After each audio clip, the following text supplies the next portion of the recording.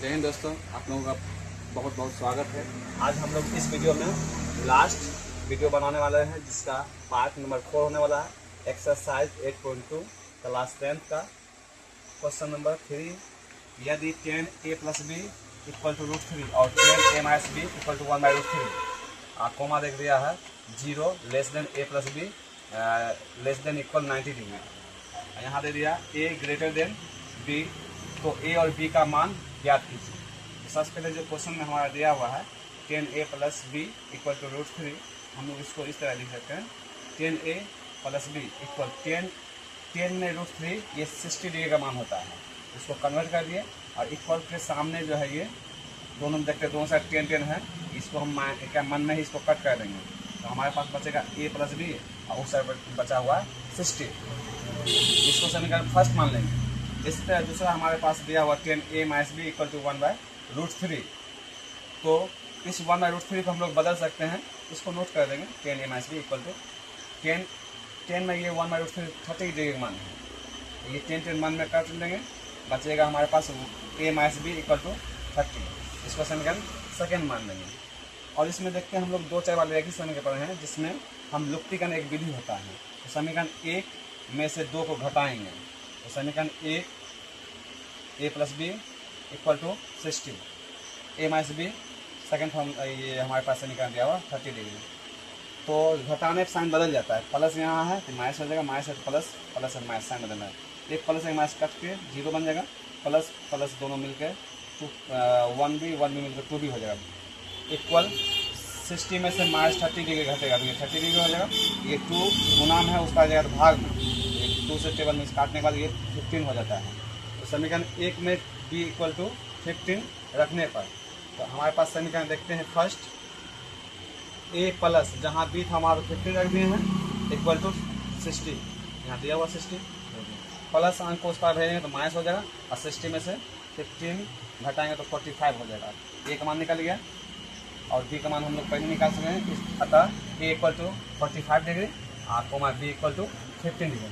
इसका मतलब हम लोग समझते हैं a + b जो होगा 0 से बड़ा होना चाहिए, दोनों जोड़ने वाले देखते हैं। a हो गया 45 और b होगा 15, दोनों जोड़ते हैं, जोड़ कर देखते हैं तो देखिए 45 50 60 a से बड़ा है, लेकिन क्या है 90 डिग्री या तो बराबर होना चाहिए या छोटा होना चाहिए। तो दोनों जोड़ने में 60, लेकिन 90 से छोटा है और इससे बड़ा है, दोनों 0 से बड़ा है। तो इस तरह हमारे पास, और यहाँ पर एक और दे दिया कंडीशन a बड़ा होना चाहिए b से, तो एक मान हमारे पास 45 है, b मान 15 है, सारा कंडीशन फॉलो कर रहा है। अब क्वेश्चन नंबर हमारा 4 है जो कि ऑब्जेक्टिव है। बताइए कि निम्नलिखित में कौन कौन सत्य हैं या असत्य हैं, कारण सहित अपने उत्तर की पुष्टि कीजिए।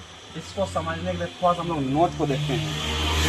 नोट में क्या बोल रहा है, नोट नंबर 1 है sin a + b। एक क्लास 11 में हम लोग ये फॉर्मूला पढ़ेंगे, उसका थोड़ा सा हम लोग देख लेते हैं। ये फॉर्मूला होता है, ना कि इसको sin a plus sin b करना, नहीं, यह फॉर्मूला होता है इसका sin a × cos b plus cos a × sin b, ये फॉर्मूला होता है। और उसका सेकंड नोट है जब थीटा का मान बढ़ता है तो sin, tan और sec का मान भी बढ़ेगा, इसको थोड़ा सा माइंड में रखना है। नंबर 3 में है जब थीटा का मान बढ़ता है तो cos, cot और cosec का मान घटता है। थीटा का मान जैसे ही बढ़ेगा 0 से 30 ये तो क्या उसका मान थोड़ा सा क्या होगा, ये कमी हो जाएगा। और नंबर 4 में है अपरिभाषित का अर्थ होता है परिभाषित नहीं। यहाँ देख लेते हैं हम लोग क्वेश्चन देखते हैं। पहला क्वेश्चन है sin a + b बराबर, यहाँ देखिए sin a + sin b, इसको क्या किया गया, सिंपल ब्रैकेट तोड़ दिया गया है sin a + sin b, जो कि ये हमारे पास वहाँ नोट पढ़े हैं, ये हमारा क्या फॉर्मूला होता है, जो कि ये गलत है, ऐसा नहीं, वहाँ फॉर्मूला बताएंगे sin a × cos b plus cos a × sin b, इसलिए ये असत्य हो जाएगा। नंबर 2 में थीटा में वृद्धि होने के साथ साइन थीटा के मान में भी वृद्धि होती है। सही बात है, जब साइन में थीटा में बढ़ेगा, जैसे साइन 0 डिग्री 0 होता है, और जैसे थीटा 0 से 30 बना देंगे तो साइन 30 डिग्री मान 1/2 होता है, वो धीरे धीरे बढ़ जाता है। और थीटा मान 90 डिग्री है तो साइन 90 मान होता है 1, बढ़ गया। सही बात है, इसलिए सब तो हो जाएगा। थीटा में वृद्धि होने के साथ कोस थीटा के मान में भी वृद्धि होती है, नहीं, गलत बात है। थीटा में हम जानते हैं कोस 0 डिग्री मान होता है 1, और जैसे आगे जब बढ़ेंगे कोस 90 बढ़ेंगे तो वहाँ 0 हो जाता है, तो इसमें क्या होता है, मान घटते चल जाता है। तो क्या होता है, ये इसलिए ये वैध नहीं होके कम ही होना चाहिए, इसलिए ये भी हमारा क्या होगा, औसत हो जाएगा। थीटा के सभी मानों पर साइन थीटा बराबर कोस थीटा होता है या निश्चय।